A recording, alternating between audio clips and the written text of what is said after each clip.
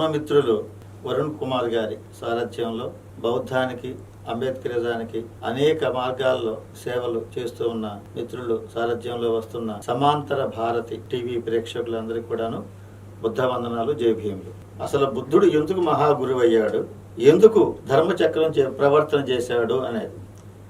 ధర్మచక్ర ప్రవర్తన అంటే ధర్మం అనే చక్రాన్ని నడిపించటం, ప్రవర్తనం అంటే నడిపించటం అని అర్థం, ముందుకు నడిపించటం. ధర్మం అనే చక్రాన్ని నడిపించిన రోజు ఇది ఆషాఢ పున్నమి. ఈ మాసం ఆషాఢ మాసం, తెలుగు పంచాంగం ప్రకారం, తెలుగు తిథుల ప్రకారం ఇది ఆషాఢ మాసం. రేపు రాబోయేది ఆషాఢ పున్నమి. ఆషాఢ పున్నమిని గురు పూర్ణిమగా భావిస్తాం అందరం. ఈ గురు పూర్ణిమ ఎప్పుడు ప్రారంభమైంది, ఎలా ప్రారంభమైంది అనే విషయంలో చాలా గందరగోళాలు ఉన్నాయి. ఎందుకంటే ఈ రోజున అనేక మతాల వాళ్ళు ఎవరి మతాలకు సంబంధించిన వాళ్ళని గురువులుగా భావించి గురు పూర్ణిమలు చేసుకుంటున్నారు. ఇది ఒక ఆనవాయితీగా అయిపోయింది.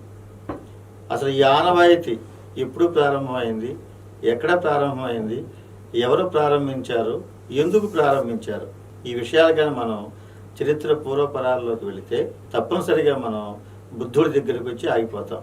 బౌద్ధం, బుద్ధుడు, బౌద్ధ సంఘం ఆరంభంతోనే గురు పూర్ణిమ ప్రారంభమైనట్లు మనకు చారిత్రక ఆధారాలు ఉన్నాయి. బుద్ధుని కంటే ముందు ఉన్న ఉపనిషత్తుల కాలంలో కానివ్వండి, వేదాల కాలంలో కానివ్వండి, ఈ గురు పూర్ణిమకు సంబంధించిన ఆధారాలు ఎక్కడా లభించడం లేదు. మొట్టమొదటి ఆధారం బౌద్ధంలోనే దొరుకుతుంది. కాబట్టి ఈ ఆషాఢ పున్నమని బౌద్ధుల గురు పూర్ణిమగా భావిస్తారు.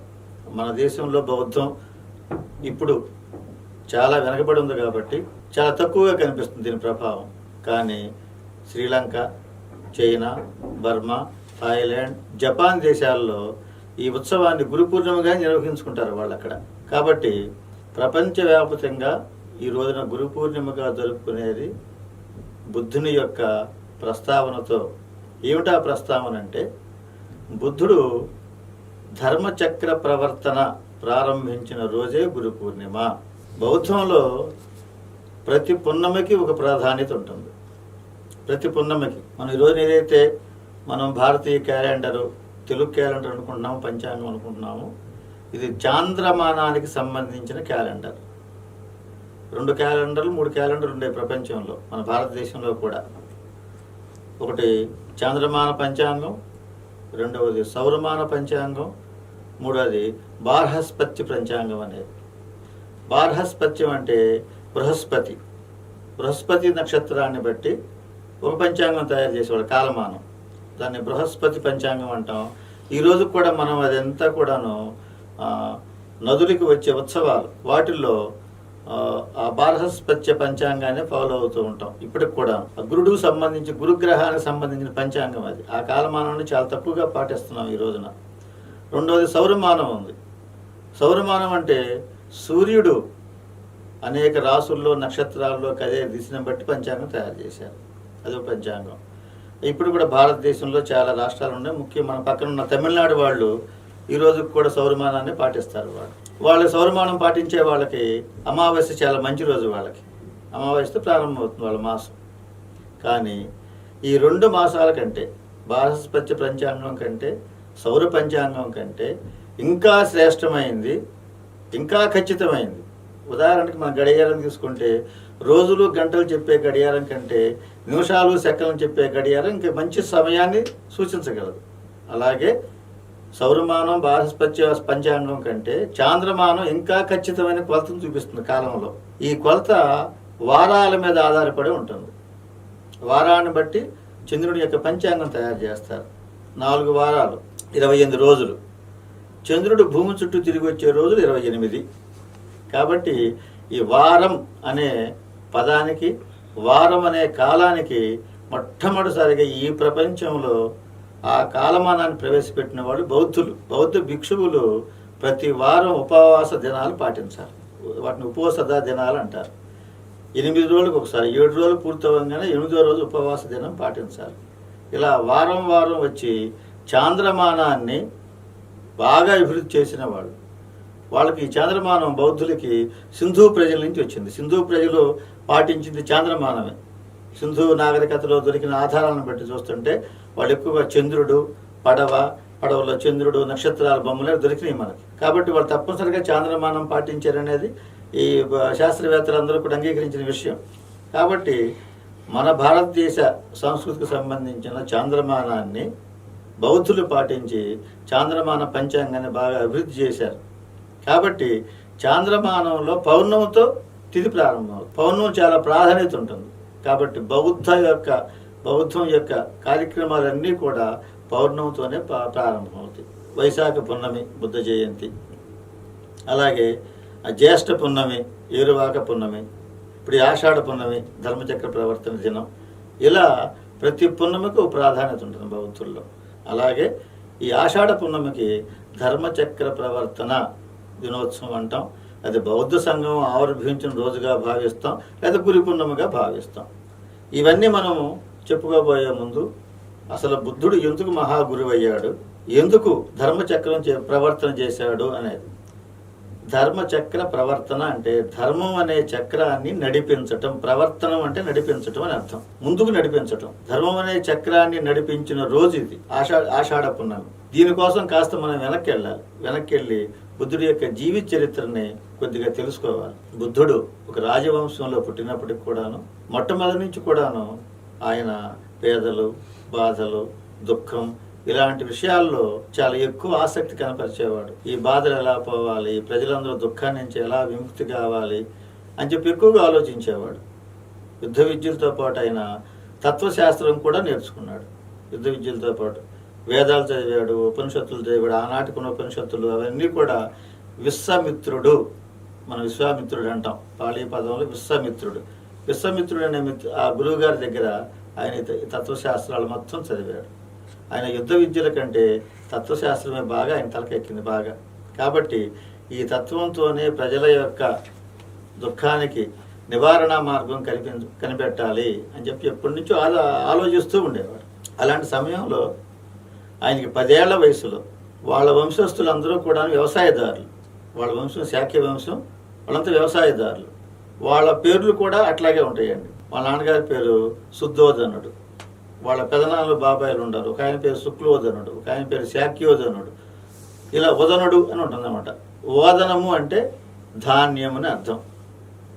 వాళ్ళ పేరు చివరి ధాన్యం అని తెలుసుకునేవాళ్ళు. అంటే అంత వ్యవసాయం మీదే బతికే కుటుంబాలు వాళ్ళు.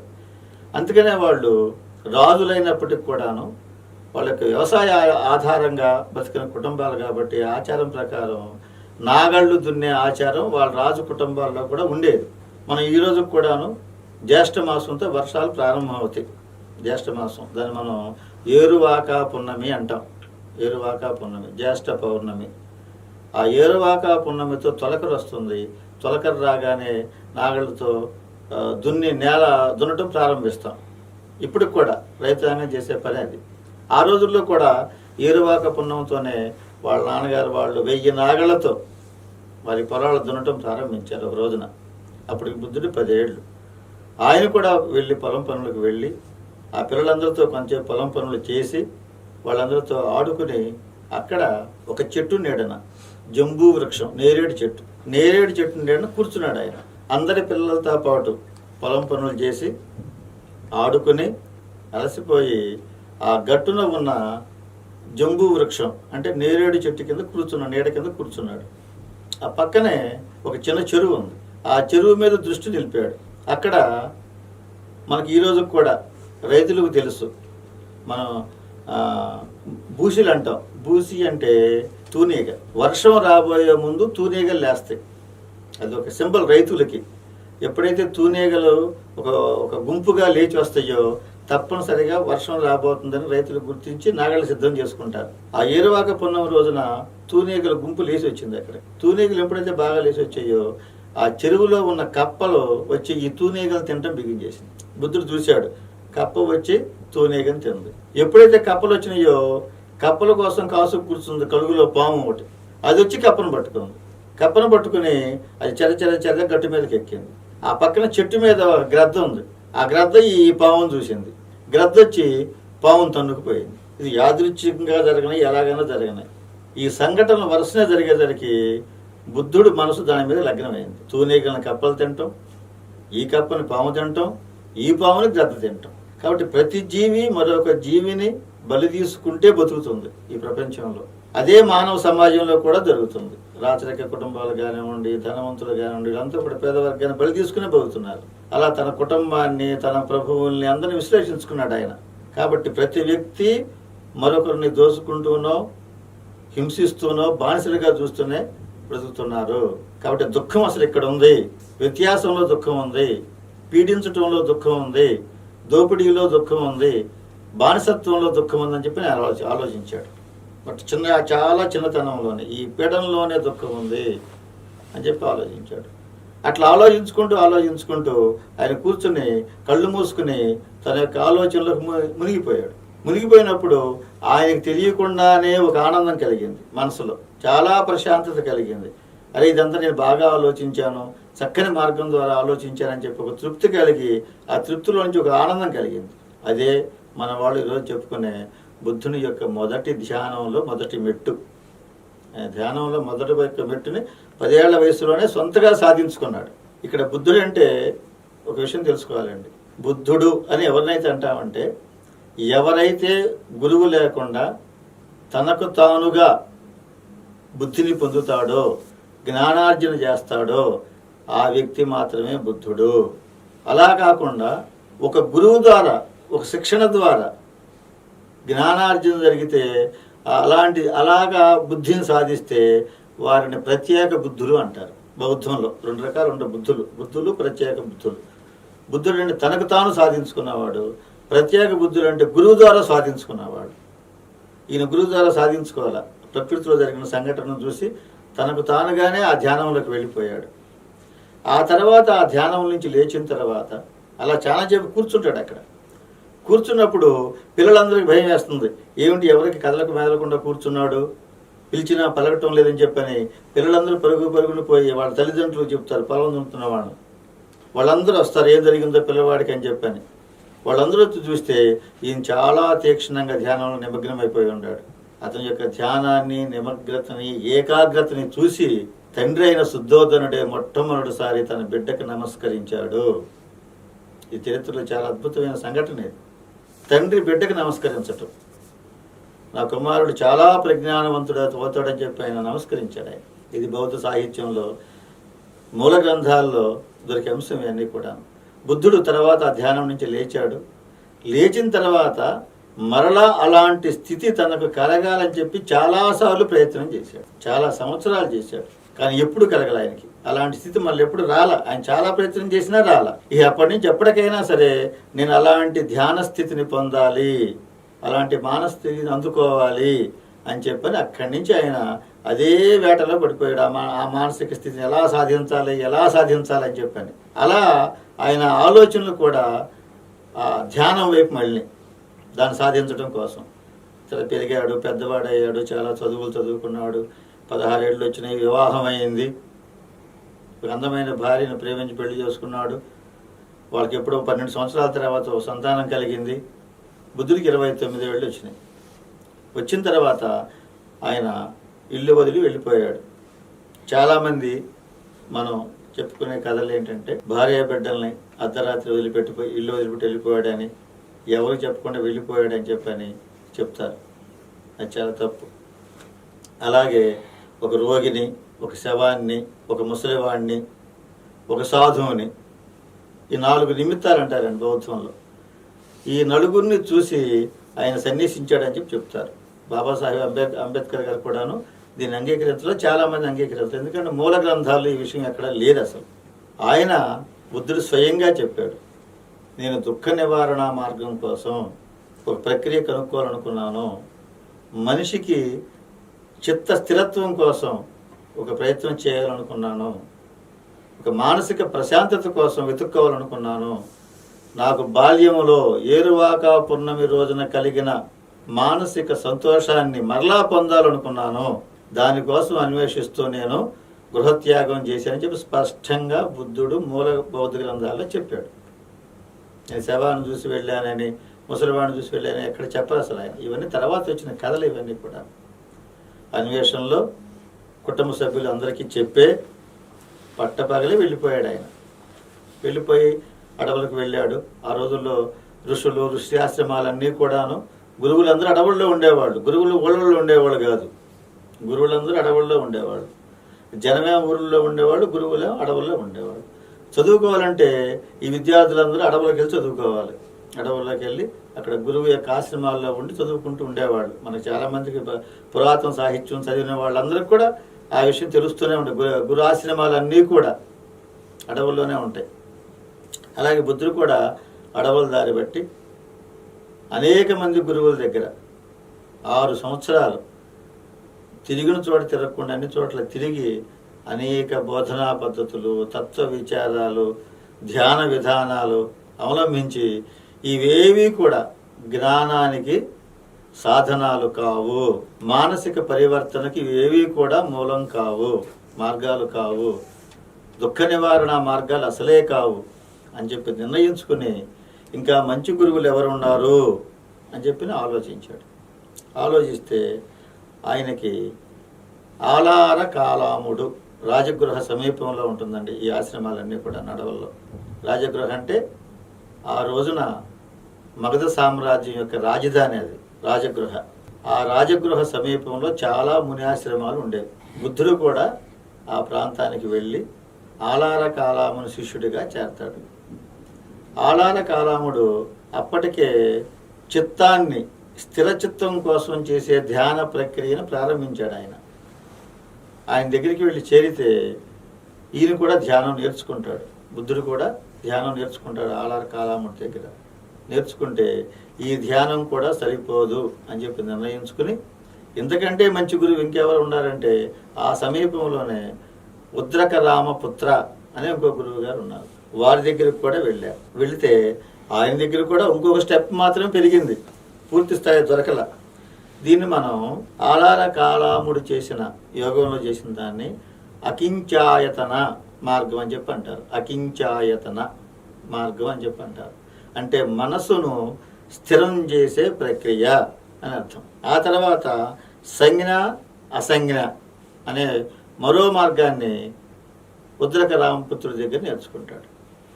తన బాల్యంలో సాధించింది ఒక స్థాయి, ఆలార కాలాముడి దగ్గర 2వ స్థాయి ధ్యానంలో, ఉద్రక రామపుత్రుడి దగ్గర 3వ స్థాయి. ఈ 3 స్థాయిలే ఆయన అప్పటి వరకు అనుభవంలోకి వచ్చినాయి.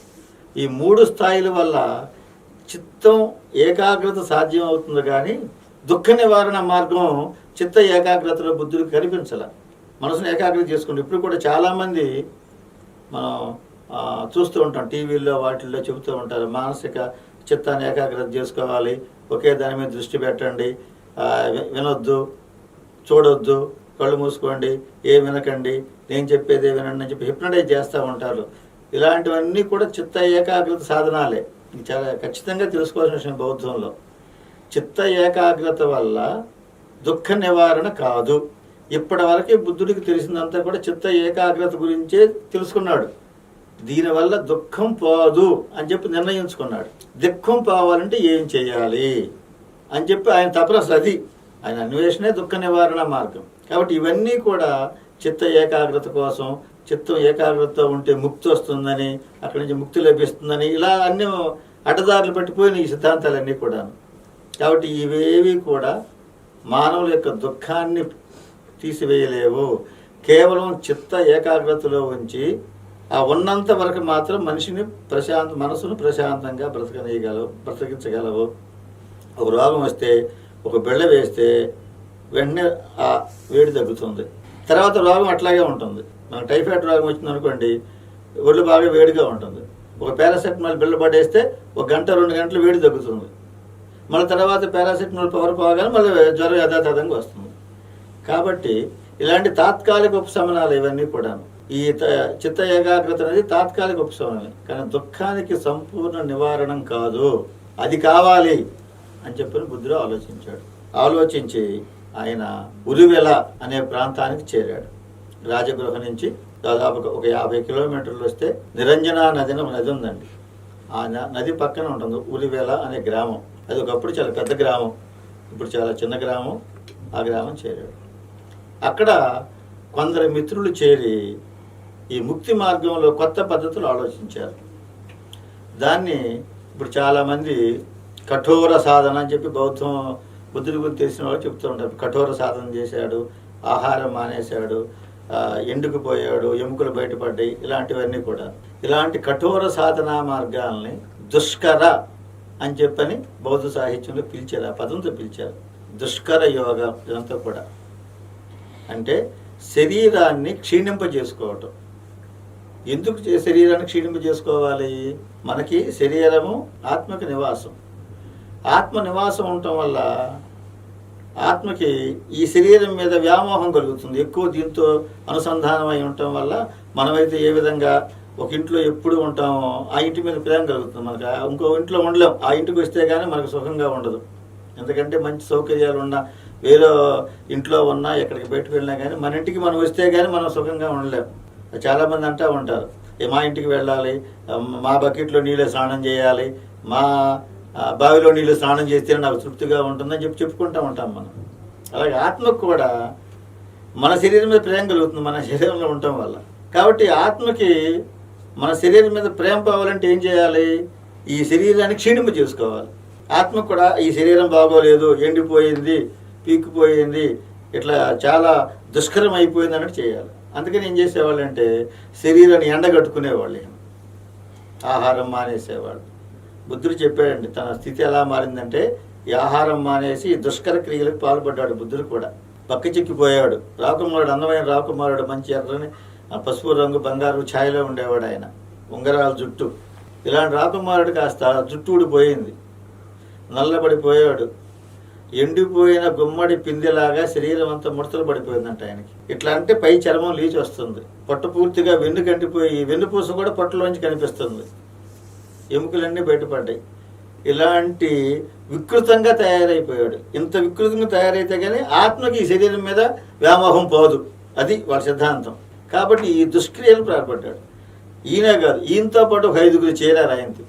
ఇది ఇక్కడ మన కథ ఇక్కడి నుంచి ప్రారంభం అవుతుంది. ఇక్కడ ఒక 5గురు చేరారు. వాళ్ళే అజ్ఞాత కొండన్న, కాశ్యపుడు, బద్రీయుడు, మహానాముడు, అశ్వజిత్తు. ఈ 5గురు. బుద్ధుడు 6గురు. ఈ 6గురు మిత్రులు చేరి దీని ద్వారా మనం ముక్తిని సాధించాలి అని చెప్పి వాళ్ళు చూస్తున్నారు. బుద్ధుడు ముక్తి కాదు, ఆత్మ ఉంది, ఇది ముక్తి పొందుతుందని కాదు, నాకు దుఃఖ నివారణ మార్గం కనిపించాలని చెప్పి ఈయన అన్వేషణ అయింది. ఈయన మార్గం ఎప్పుడు కూడా దుఃఖ నివారణ కోసమే. ఈ ఆత్మను తీసుకెళ్ళి ఐక్యం చేద్దామని కాదు. ఈ మార్గం ద్వారా కఠోర శ్రమ కూర్చున్నారు. ఆహారం మానేశారు అందరూ. ఇంకా అందరికంటే బుద్ధుడు చాలా కఠినంగా చేశాడు. ఈ వ్రతాన్ని పాటించాడు. సిక్కి శల్యమైపోయాడు, నీరసం వచ్చి పడిపోయాడు. అప్పుడు ఆ పులివెల గ్రామానికి చెందిన సుజాత అనే ఆమె పాయసం తీసుకొచ్చి పెట్టి అది స్వీకరించిన తర్వాత ఆమె ఒక మాట అంటుంది, అయ్యా నువ్వు ఏం ఆలోచించాలన్నా, మనసు సంతోషంగా ఉండాలంటే, మనసు ఆలోచించాలంటే ముందు దేహం బాగోవాలి, దేహం ఆరోగ్యంగా ఉండాలి. దేహం ఆరోగ్యంగా లేకపోతే మనసు కూడా ఆరోగ్యంగా ఉండదు అని చెప్పి చెబుతుంది. ఆ తర్వాత బుద్ధుడు అంటాడు, నాకు ఆమె తొలి గురువు అని చెప్పాడు బుద్ధుడు. అప్పుడు తన తప్పు తెలుసుకుని, ఈ దేహాన్ని ఎండగట్టుకోవటం వల్ల ఎలాంటి మార్గం దొరకదు, పైగా ఈ బాధలు ఒకటి, శారీరక బాధలు ఒకటి తప్పితే అని చెప్పి గ్రహించి మెల్లిగా ఆహారం తీసుకోవటం ప్రారంభించాడు. కొద్దిగా మళ్ళీ ఆహారం తీసుకున్నాడు. ఈ 5గురు మిత్రులు బుద్ధుడిని చూసి కోపగించుకున్నారు. నువ్వు యోగ భ్రష్టుడివి, మార్గ భ్రష్టుడివి, నిలబడలేవు, మానసిక శక్తి నీకు లేదు, నీలాంటి భ్రష్టుడితో కలిసి మేము ఉంటే మాకు కూడా భ్రష్టత్వం వస్తుందని చెప్పని ఆ 5గురు బుద్ధుడిని దూషించి వెళ్ళిపోయారు. అయినా సరే బుద్ధుడు అక్కడ ఉండి ఆహారం తీసుకుని ఆరోగ్యం కొద్దిగా చిక్కుకున్న తర్వాత అప్పుడు ఈసారి నేను ఖచ్చితంగా నాదైన సొంత పద్ధతిలోనే చేసుకోవాలి, వారి సిద్ధాంతాలు వీరి సిద్ధాంతాలు కాదు, ఏ సిద్ధాంతాలు మనకి దుఃఖం తెలుస్తుంది తప్పితే దుఃఖ నివారణ మార్గం తెలియటం లేదు, నాకు నేనుగా సాధించుకోవాలి అని చెప్పని అక్కడికి ఒక 10-12 కిలోమీటర్ల దూరంలో ఉంటుందండి బుద్ధగయ. ఇప్పుడు మనం బుద్ధగయ అన్నాం, ఆనాడు గయా ప్రాంతానికి వెళ్ళి అక్కడ ఒక చెట్టు కింద కూర్చుని, పెద్ద వనం అది, ఆ వనంలో ఓ చెట్టు కింద కూర్చుని ఆయన దీని మార్గం ఏమిటని చెప్పి ఆలోచించసాగాడు. దాన్నే బుద్ధుడి యొక్క ధ్యాన ప్రక్రియగా మనం చెప్పుకుంటాం. ఆయన ఆ ధ్యానంలో తనకు తానుగా విశ్లేషించుకుని ఆలోచించుకుని తెలుసుకున్న విషయం ఏంటంటే, తాను ఇంతకుముందు నేర్చుకున్న ధ్యాన పద్ధతుల ద్వారా చిత్తాన్ని ఏకాగ్రత చేయగలం, చిత్తం అటు ఇటు పోకుండా, మనసు అటు ఇటు పోకుండా కేంద్రీకరించగలం ఆ పద్ధతుల ద్వారా. కానీ దుఃఖం పోవాలంటే మనసుని ప్రక్షాళన చేసుకుని మలినరహితం చేసుకోవాలి. మనసులో ఏవైతే తప్పుడు భావాలు ఉన్నవో, చెడు సంకల్పాలు ఉన్నవో, చెడ్డ భావాలు ఉన్నవో, అకుశల కర్మాలు ఉన్నవో, వాటన్నిటిని కానీ పోగొట్టుకుంటే దుఃఖ నివారణ మార్గం వస్తుందని చెప్పి కనుక్కున్నాడు ఆయన. ఇది చాలా చిన్న విషయం, సింపుల్గా చెప్పుకోవాలంటే ఇది. మొట్టమొదటి ధ్యాన సాధనలన్నీ కూడా చిత్త ఏకాగ్రత కోసం వచ్చినవి మాత్రమే. బుద్ధుడు సాధించిన ప్రక్రియ ఏంటంటే, చిత్తాన్ని ఏకాగ్రత చేసుకుని అందులో ఉన్న మలినాలను తొలగించుకోవాలి. చిత్త మలినాలను తొలగించుకునే సాధనే దుఃఖ నివారణ మార్గం. అప్పుడు మాత్రమే దుఃఖ నివారణ సాధ్యమవుతుంది. ఈ మలినాలు ఉన్నంత వరకు మరలా ఏకాగ్ర చిత్తం నుంచి బయటకు వస్తే మళ్ళా దుఃఖం వచ్చి పడిపోతూనే ఉంటుంది. దుఃఖం వచ్చి పడిపోకుండా ఉండాలంటే ముందు మన మనసుని మనమే ప్రక్షాళన చేసుకోవాలి, మలిన రహితం చేసుకోవాలి. మలిన రహితమైన మనస్సు మాత్రమే దుఃఖ నివారణకు సాధ్యం అని చెప్పని బుద్ధుడి యొక్క ఆలోచన అంతా కూడా మనస్సు మీదకి వెళ్ళింది. ఎప్పుడైతే మనసు మీదకి వెళుతుందో, మనసు అనేది ఒక బ్రహ్మ పదార్థం కాదు, అసలు అది ఆత్మకు సంబంధించింది కాదు, మనకు సంబంధించింది. కాబట్టి బుద్ధుని యొక్క సిద్ధాంతం పారలౌకిక విషయాల నుంచి, ఆత్మల నుంచి బయటకు వచ్చి మనిషికి మనసుకు సంబంధించిన సిద్ధాంతంగా మారిపోయింది. ఇది చాలా ప్రపంచంలో చాలా కీలకమైన అంశం ఇది. అప్పటిదాకా ఉన్న ఆధ్యాత్మిక ప్రపంచం అంతా కూడాను ఆత్మ పరమాత్మ చుట్టూ పరిగెడుతూ ఉంటే, ఎప్పుడైతే బుద్ధుడు దుఃఖ నివారణకి మలినమైన మనసే కారణం అని చెప్పని గ్రహించాడో, ఆ మనసు ఎక్కడ ఉంటుంది? మనిషిలోనే ఉంటుంది.